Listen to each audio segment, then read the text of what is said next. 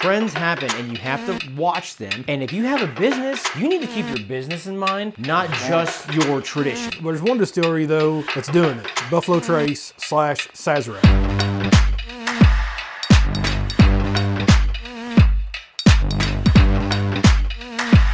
Welcome back to Arson and Culture. I'm Matt. I'm Jason. I'm Jody.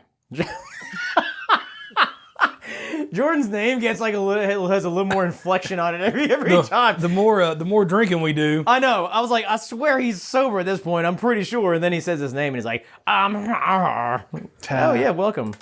No, we're hanging out. We're drinking. We've been trying. God, I wish you could like see the table from the camera. You can see it from most of mine. Yeah, you all got a lot over here. Like under my camera, there's 1, 2, 3, 4. There's 4 bottles over here. We got a coffee over here.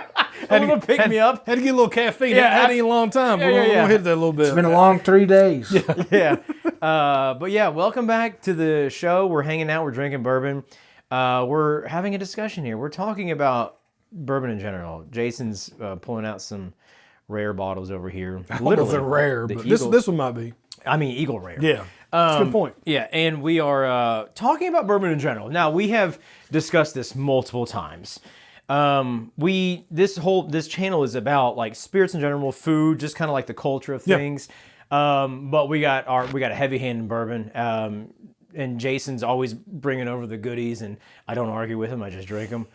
And but like we have talked about bourbon multiple times in the past, and we're at an inflection point right now because bourbon has been huge. Yep. It was still, it was really down for decades. It's gotten a surge. Secondary market's blown up. We've done technically 2 episodes on the secondary market. 1 on how to navigate it. 2 on like the actual benefit or the drawback of it. But just like kind of addressing bourbon in general. I'm gonna say something that it could be a toxic term. It could be polarizing. But is bourbon dead? Or is bourbon dying? Yeah. And I think it's on the tip of a lot of people's tongue. But there is still a lot to be excited about. We just finished filming and we'll probably release an episode on what to look forward to. There's a lot of good bottles out there still. There are, coming out. But just the way the state of things are, if you just take the bourbon itself out of the equation, the natural state of industries, a lot of them, especially consumer goods, they're cyclical. And I feel like we're going into maybe another cycle. But like, let's talk about bourbon. Let's go into a deep dive about where we were, where we are, where we're going, and what we can expect in the future. I like it. Let's re-talk about everything we've been talking about. Go ahead. You start. That's the end of the episode. We're done. So I think we'll start in the past a little bit, just to touch on it. Okay.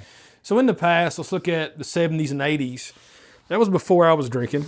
I'm assuming before anybody here was. So seriously. Yeah, I mean, I don't think I was drinking until like 88. In utero, yeah. I was 9. But no. You look at that, and there was a glut. So you had the glut period, right, essentially in the 70s and 80s. You had a ton of barrels. You had more barrels than demand. So you were just hurting. So you had distilleries closing. You had the decanters. Even before that, people were doing decanters. It was not popular. It was not popular. Gins, everything like that was more popular. Yeah. So you look today, I mean, during COVID, before COVID, it was still very popular, bourbon was. Mm-hmm. During COVID, it hit just a crazy spike. Oh, yeah. Crazy spike. Secondary, all the, just available, people's clamoring for it. They want to get it, right? But after COVID, after the pandemic, it's really kind of went, people say it's a market correction, but I think it's a crash. Okay. I do. I think it's a crash, no matter how you want to spin it. You're looking at all these distilleries. So now we're talking about present. All these distilleries are closing. Yeah. They're laying off workers. They're not hiring new workers. They're closing expansions, plans, all this stuff. They overcommitted, in my opinion, and they didn't learn from the past. It's almost like it's repeating itself. Yeah. Right? Yeah. That's the reason we started in the past. You could say it's a lack of foresight, maybe, the way the trends go. Like I said, it is cyclical, but you see all that green, it's hard to just be like, oh no, we're going to wait it out to the next cycle. You'll be like, let me jump in on it. It's greed. I mean, bottom line. Exactly I didn't mean to interrupt you. Go ahead. No, and here's a good point that I think everybody needs to realize. When something like this happens, don't panic. It's the natural progression of things. Things get cool, things get uncool again, and The thing that I think people need to realize about the whiskey and alcohol business in general is the money that people spend on alcohol now, even compared to the past, whenever bourbon wasn't as popular as it once used to be. Okay, never mind. But I was following you. I was following you. Go ahead. but they're making more money now than they ever have. People are still bitter. Even though everybody, but I do like what Jason said, overcommitting. That is the main problem that occurred with a lot of the legacy distilleries. And the newer ones too. The newer distilleries that didn't catch on to the growth of bourbon. And you got Garrett County Distilling that closed for even open the doors. Yeah, that was insane. And that was going to be a huge project too. Yeah. They're older creditors. Yeah. Now in the news you have Uncle Nearest. We've done an episode on Nearest Green in the past. Yeah. Maybe a little shady how they began that company, whatever. Yeah. Open interpretation, but they're hurting. They're sued for a lot of money right now. Okay, I didn't know that. It just happened this week. So. Well, you said something in my little intro there. It's like we're talking about we talked about bourbon being down sales, and you mentioned just a kind of an aside. It's like no, people are still buying bourbon, and that's true. People are still buying bourbon. You know, it's you have to kind of like analyze it from different perspectives. And Jordan, to your point, you said something too. You said don't panic. And that's kind of the flip side of it. Like, who needs to not panic? We're not panicking. We are the consumers. I'm happy. Yeah. There's a lot of positives to Tons. to there not being as much demand. There's going to be more availability. Prices are going to correct themselves. You can start not having to dip into your 401k to get a freaking bottle of Eagle Rare or whatever. Eagle Rare 12. Yeah, Eagle Rare 12, exactly. But if you're a distiller and you're in the middle of an expansion, do you need to panic? Maybe. If you were one of these investors that went in on 20 cases of Pappy, do you need to panic? Maybe. I don't know. That's the question. So there's two different questions there, two different statements looking at. So look at secondary, that's a panic if you bought at the height. But I think now, you have a lot of NDPs, so non-distiller producers. They don't make their own product. They buy barrels from people and then release it under a brand name. Yeah. A lot of those people are hurting because they bought barrels. We've talked about this before. They bought barrels at the height of those barrels prices. It's like thinking it was still going up. Yeah.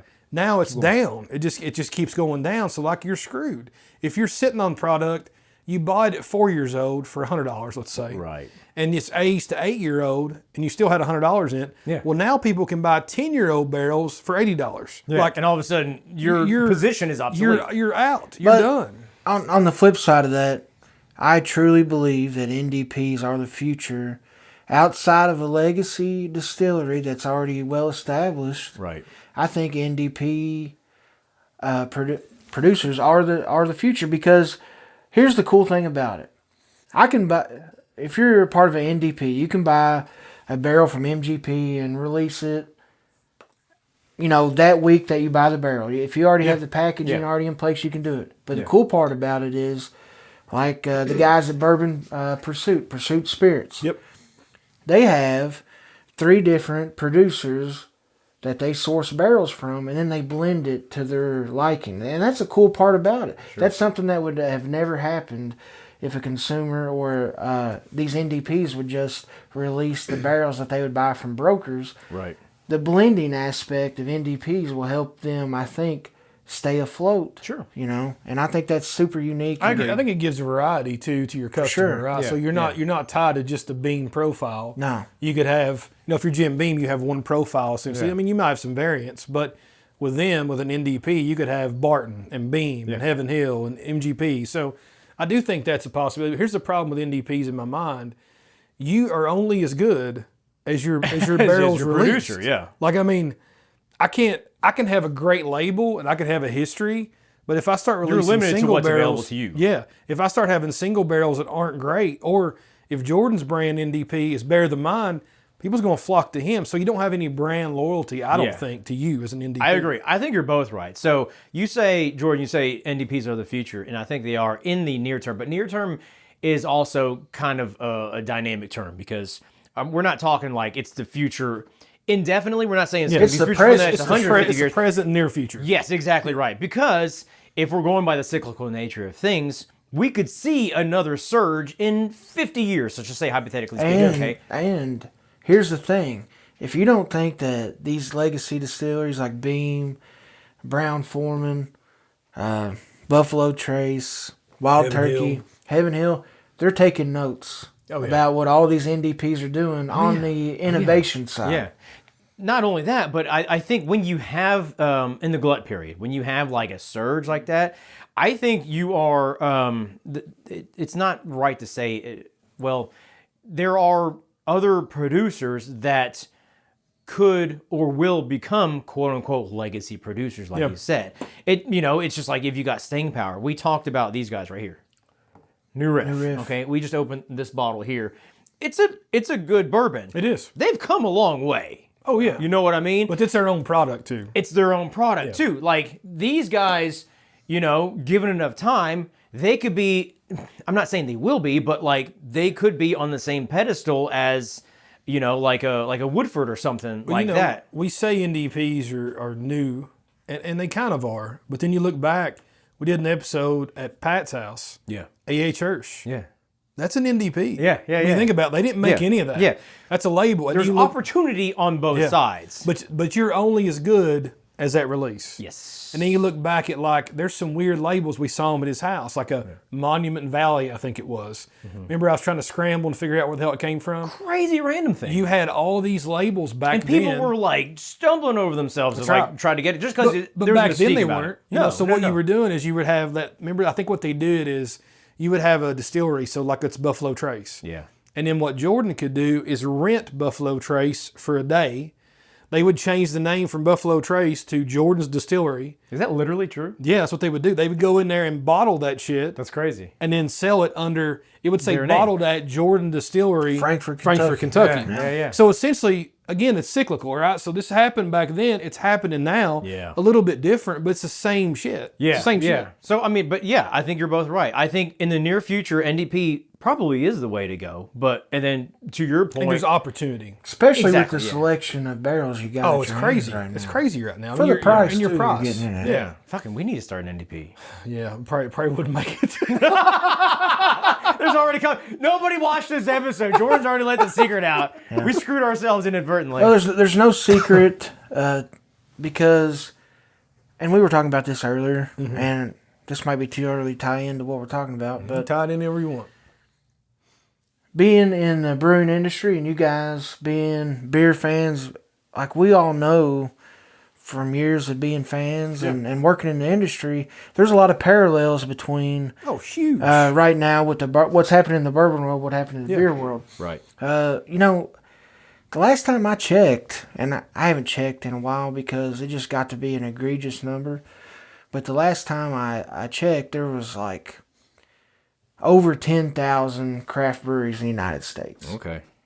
And there was a point where I read that the average American lives within 1.5 miles of a brewery. I can see that. I don't. 20 years ago, I would have never imagined that. No, that seems insane. So the growth in 20 years ago, breweries didn't even exist except for 80 yeah, and 15 years ago. Yeah. I mean, 12 years ago in Lexington, there was not even a tap room for a brewery. Yeah. And yeah, Lexington Beer Works, maybe. So look, what was the one that was down not on a tap room for a brewery. Well, no, it was a beer just bar. a tap room. That's right. Yeah. No, not. Do you remember the one that was down off Harrisburg Road? It was like Lexington Brew House or something like that. Lexington. I don't remember that one. It was Lexington Brewing Company. That's what it was. Lexington Brewing Company. Do you not remember that? We had an actual like craft brewery before craft breweries were popular. So it's right where Tilted Kilted. Yeah. So I have this old. I have this I old. remember that. I have this old menu picture saved from that. But really? That was before I was 21. We were kids. I remember my ex brother-in-law took me there for dinner one day, and I was just seemed like a restaurant to me, but that was legit. But we were kind of talking and cutting up about like the similarities are really eerie between the brewing world and the distilling world, and I think a lot of that comes from distilleries were so just hell bent on staying old school and like tradition. No, we're so you tradition. Think, you think about beer, and that's kind of the next point I was getting into is like looking at now what's popular. It's a lot of finished whiskeys, a lot of finished bourbons, right? So with Good Times, and we've had some of their stuff on our show. You can say what you want about it, but it's flavorful. You can say however they make it, whatever. But there's all kinds of things on that. Look at breweries back then. You had people pissed off because of an hazy IPA or an adjuncted barrel-aged stout. Right. This is a fad. Now it's like, who can get the most flavor in beer, back then. Yeah. Now it's what's happening in bourbon. Yeah. Even with non-adjuncts, like they're not adding honey or whatever to it. Yeah. They're trying to use different types of corn or age it in a different barrel, like Amberana or Mizunara. This is how you stay afloat. 100%. But This they're is how you growing. weather They're the growing storm. exactly like beer did Variety. a decade ago. Not just variety, but like staying in You got to tune with innovate. trends. You got to innovate. I'm going to give you a kind of not quite off topic, but a little off topic analogy. We're talking about beer and stuff too. We're talking about bourbon, okay, the bourbon industry, but we're talking about where it's going and how to navigate it, how these companies are navigating it. I'm going to talk about a brewery called Almanac Beer. You ever heard of it? Yeah. Hell yeah. You heard of it? Do you know what they're doing now? No. Hazy IPAs. No. They're doing like hard seltzers. They're doing kids in playgrounds. They're doing they dropped Whoa, they're doing what? they dropped beer from the name of the company. Oh, okay. They're just Almanac. It's like Almanac something now, I think, but it's like Almanac just a Playground company or something. named as whatever. I got Exactly. You. I got you. They saw the trend of beer going down, and instead of like sticking to their guns, saying we're going to stay traditional, we're going to do it the way we've always done it. There was two guys that were involved in the company and creating it. Fred and Bubba. Yeah, well, let's go with that. Yeah. That's probably Fred and true. Bubba. There was one guy that was kind of like the behind the scenes. There's always a guy that is the production guy, the brewer, and he's the traditionalist. And then there was a guy that was kind of front of the house, kind of marketing. Are we on? We're good? Yeah. There's a guy that was kind of front of the house marketing and just kind of like staying like relevant, right? Yeah. The guy, the behind the scenes guy, ended up saying like, we're going in a direction I don't want to go. The guy, the front of the scenes guys was like, if we don't go this direction, we're going to be obsolete. Yeah. And a lot of breweries were. They ended up dying. They're still closing by like the hundreds. Yeah. The other guy got bought out, left, or whatever. And now they've rebranded. They're still making beer. But you remember they had the strong push towards sours. That's all they had. Sours were huge for them. And that went to the 375s. The front facing Crazy. guy had to convince the back guy that we need to get into hops. They got into hops. Hops is what ended up like keeping them afloat. And then like hops went down, and then all of a sudden it's like lighter stuff, NA, it's hard seltzers, and he's adapting. All of a sudden it's kids in breweries, and he started adapting. He put a freaking playground in there. We're going to talk about that in a different episode because that is also a very polarizing topic. But and now they're thriving. And they're like opening new locations, and they're being. The whole point of the moral of that story is that trends happen, and you have to watch them. Agreed. And if you have a business, you need to keep your business in mind, not just your traditions, not just your heart. There's Adapt or one. die. That's right. There's one distillery though that's doing it.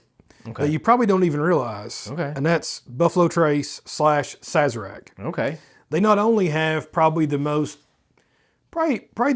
best, we'll quote that in the air, Okay. bourbon. Like, I mean, people were, Sure, like yes. here, we're opening an Eagle Rare 12, Everybody knows which Buffalo is brand Trace, new, hot bottle.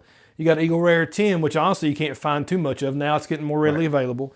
So we're trying those two on the show. But Hell, I asked ChatGPT yesterday who's the best distiller in What'd it say? Kentucky. Well, it gave me the runaround, the first answer, and I said, no, just pick one. pick one. He said, I'd have to go with Buffalo Trace. Correct. But not only because of bourbon. They own Fireball. Yeah. They own Buzzball. They bought Buzzball. Yeah, I mean, they have gin, vodka, all this stuff. They are positioned. They got a big portfolio. They are essentially Walmart or Amazon. They're too big to fail. They're so diverse. And those brands were trending brands. Yeah. Those were emerging styles of product For sure. that was not in their wheelhouse at all. No, But it's variety. They got their hands in all these baskets. Yeah, but they're playing it But smart. listen. I think Wu-Tang said it best: diversify your bonds. You know what I'm saying? But listen, Jim Beam been I think doing it's it for casuals everything around me. that too, yeah. Jim Beam Suntory been doing it for years. You guys just had the minus 196 a couple weeks Which is ago. really good. That's made by Jim Beam in the United States. So, Yeah. like, there's different hands and baskets, and it goes back to where we were talking about earlier, where when you read labels, they're not going to tell you who actually makes Correct. it. They want that kind. They want that But to be. when you put You it can together, find it, Frankfort, Kentucky, Bardstown, Kentucky, Yeah, sure. you can kind of put it all together. Yeah. And you have to have your hands in a lot of baskets like that because you never know what the next consumer trend is going to be. It could be influenced by something happened pop culture wise through a celebrity, through a movie. Yeah. Nobody ever knows. But you have to have your hands in all these baskets so you can adapt and prosper. You're right. Look at tequila. Hell, we just did a celebrity booze episode, and tequila's huge right now. George Clooney, The Rock. Because of George Clooney. Yeah. But yeah, like everybody's coming out with tequila right now, and it's popular, and that has helped push the trend of tequila as a liquor of choice amongst people going out. Whoever's still drinking, nobody drinks anymore. Well, I think the younger generation isn't drinking as much. No, they're not. I mean, I think your next steps are talking about the future, like the further out, not just near future. I think what we're seeing on the shelves are the RTD cocktails we've talked about. Right. I would say that probably trend keeps continuing. Mm-hmm. I think the THC drinks. I mean, you look at our local scene here. That's so crazy. We don't have THC marijuana is not legal in Kentucky. No. They do have a medical marijuana I think might be legal, but it's not even out yet, whatever. No. But these are getting by because they're Delta 8, Delta 9. They're like a quarter molecule off of THC. So it doesn't adhere to whatever law it's is the same applicable thing. to them. The first medical marijuana storefront is being opened in Beaver Dam, Kentucky. Which is a very weird location to It's open. in western Kentucky. Yeah. Do But they have a beaver dam there? I'm sure Probably a few. there's a beaver. It's going to be very ironic if there was no beaver dams. There is a dam brew house out there too. There's a brewery out Beavers there. might Is it want beaver on dam strike. brew house or just dam? It's If I was a Damn beaver, I'd brew go on house. strike. Say, I want some royalties. Yeah, You know what I mean? I bet there's a bunch of beavers on the strike with picket fences like, use our dams. Down with scabs. The THC stuff. Man, There's no alcohol. It's just No, and- cornbread and- hemp, local yeah. company. They're killing it. So we talked about this on a previous episode about the THC, like Yeah. seltzers, We THC, have. like RTDs and stuff like that. It's a different type of consumption. Like when we drink, Jordan, me and you are going out to a bar. Yeah. We'll get a couple beers. We'll get 6 beers. If we're watching a game, hell, we might get 8. Yeah, you know beers what I'm don't saying? count, so it About doesn't matter. 20. Yeah. Yeah. You know what? If you're drinking THC seltzers, how many of those are you going to drink? Well, no, Two, no, listen. And you're going to be like, That's why I charge you $15. Yeah. No, Exactly. listen. If it's anything like the experience I've had with some of these seltzers sold locally in Kentucky, yeah.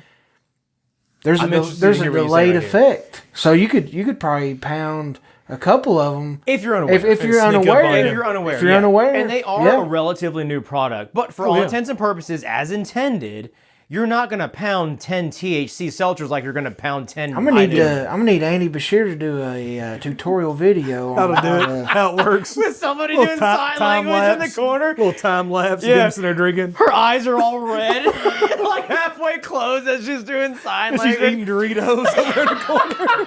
Yeah. Oh, Yeah. I'm so sorry, Monster. She's signing with one hand and like has like cheese puffs in the Lick other. Yeah, Fingers. we can do this. We can do this together. That's right. That's right. Yeah. Oh, that would be awesome. But I mean, I think though you look at it, a lot of people though, when you get home from work, it's kind of been a staple from the '60s back, I guess. Oh, yeah. You get home from work in the evening, they'll have a beer, have a glass of bourbon, have a glass of wine. Yeah. I think that is what the THC seltzer is looking for. Instead of Yes. having alcohol, you have you're right. one of those and go to bed. Don't have a hangover. I mean, Yeah. of course, if you get a hangover off one beer at night, I don't know what to tell you, but Yeah. True. you need to drink more, I guess. Yeah, but that's a valid point. Yeah. I think you're exactly right. Well, you got instant relief with alcohol, in my opinion. I agree. Or you have the delayed kind of effect of THC. So you got to plan it out. But putting it all together, I think, seltzers, I'm sure you guys have talked about, it's still there and people still buy them, but the growth isn't there as it used to be. But nobody knows what the next trend is going to be. And I think when you try to box in what the future is going to be in bourbon, I know you have some good notes on that. What are you thinking on that? I mean, we've talked about it. I think just more distilleries are closing. I mean, that's what's going to happen. Look at Jack Daniels or Brown Forman laid off. They eliminated 12% of the workforce, and then they sold Globally, yeah. globally, and then they sold their barrel making facility. Right? Yeah. That's not a great outlook for one of the biggest producers. Yeah. So if you're a guy that's like, I think your Heaven Hill, your Jack Daniels, your Beam, your Buffalo Trace, they're fine. They're going to make it. They're going to figure it out. I think it's those smaller ones. Like, you look at it, Luca Marciano, is that in Danville? They're done. Yeah. Our friends, and I hate to keep mentioning them, but they're our friends. Anthony and Kenny are up there at the mashup with Steven in New York at the festival right now. Really? I was talking to one of them this morning. There's already been brands pull out of the festival this weekend. Really? That aren't just pulling out. They're done. Because they don't have a brand anymore. Well, they're folding shop because they can't keep it up. It costs a lot of money to send people out to those, and you know. Well, no, the whole he's saying the whole they're out of distillery is business. closing. Like they're like, we're not going to send anybody because in 3 months we're done. Like we can't Yeah. keep it up. So Yeah. that's what I think you're seeing. I think NDPs will continue to be here. The barrel availability is insane right now. Like again, I think there's some crazy good barrels out there, and we saw it with Buff Turkey. You know, you saw those, but the price. We got was that when we had our spills above turkey? Check out that. Well, actually, I think it was an episode, but either way, Anthony let us borrow a bottle. Right. But you look at that. I think the limit for NDPs and stuff like that is price point. If you have a new label and you come out with a single barrel, it can be whatever. It could be Pappy, that you can't call it Pappy, but it's Pappy. If you're pricing that at $500, I'm not buying it. I want to now. try it before I buy it. Yeah. You know, and some of the Buff Turkey, the Buffalo Trace distilled wild turkey recipe, they're going for $500 retail. Yeah. I'm not buying that. I'm just not. So I think what we're seeing is we're going to have a price correction for me. I think we're getting there. But Jordon disagrees. We're not there. Jordon disagrees there. though. No.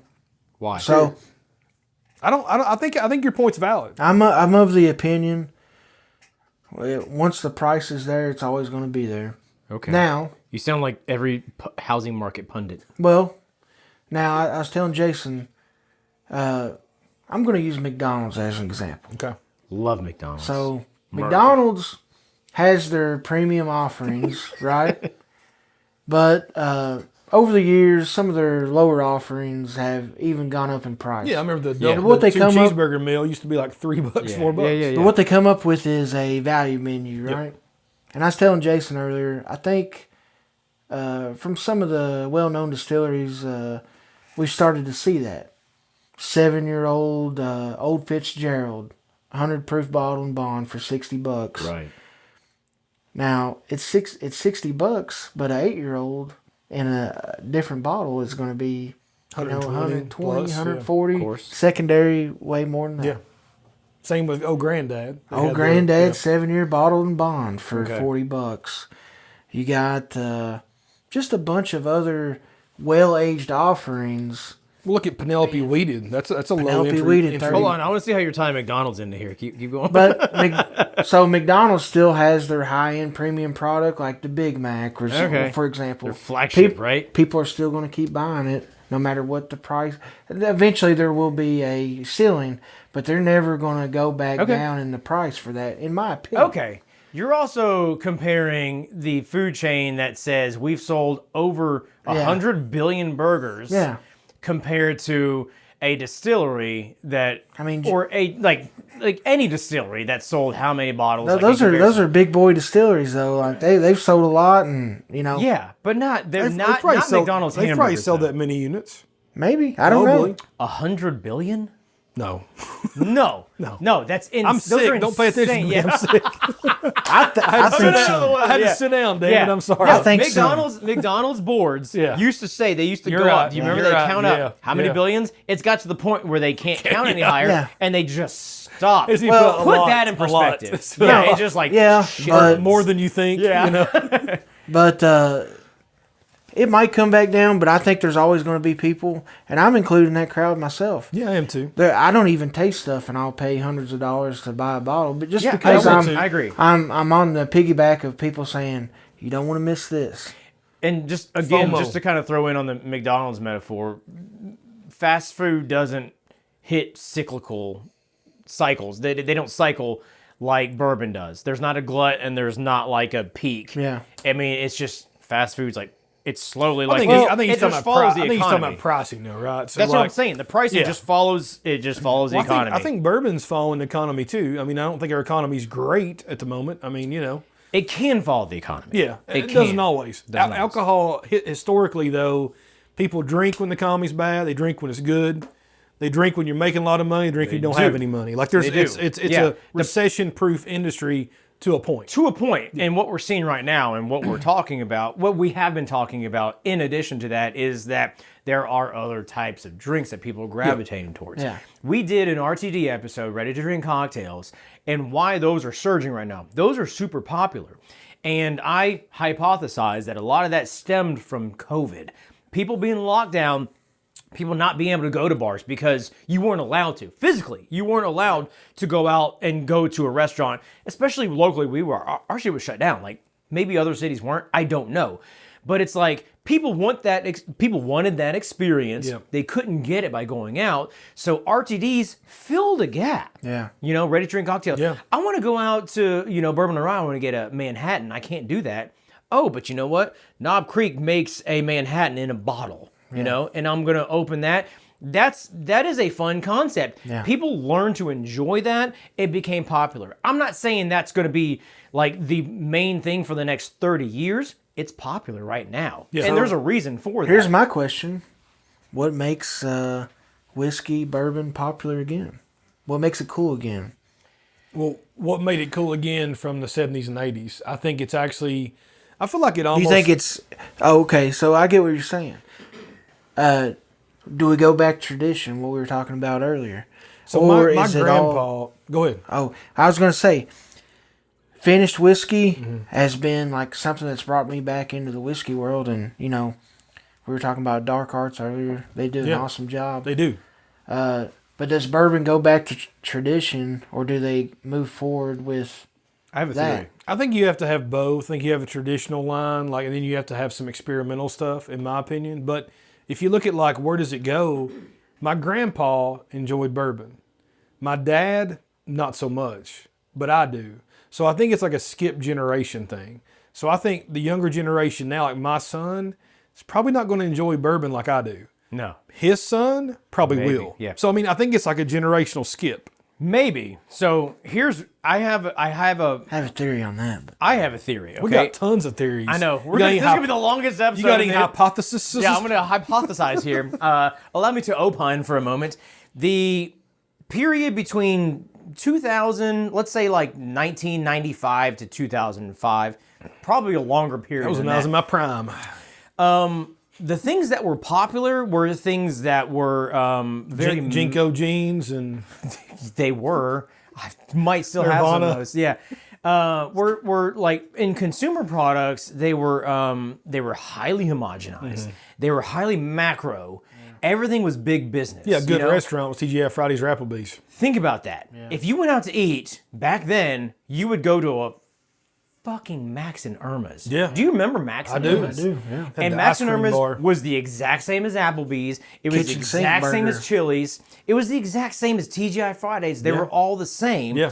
And they were all macro. They were all big business, shoving the same thing down our throat. And that's what we were used to. We had grown into that during that period. And that was normal. That's what we wanted, right? We had so much of quote unquote a good thing that we got tired of it. Consumerism kind of flipped on its head, and they're Used like, to it, you get bored. you do. And you're like, I want something artisanal. Artisanal became a thing. And all of a sudden, people are buying soaps made by hand, at Whole Foods instead of Dove.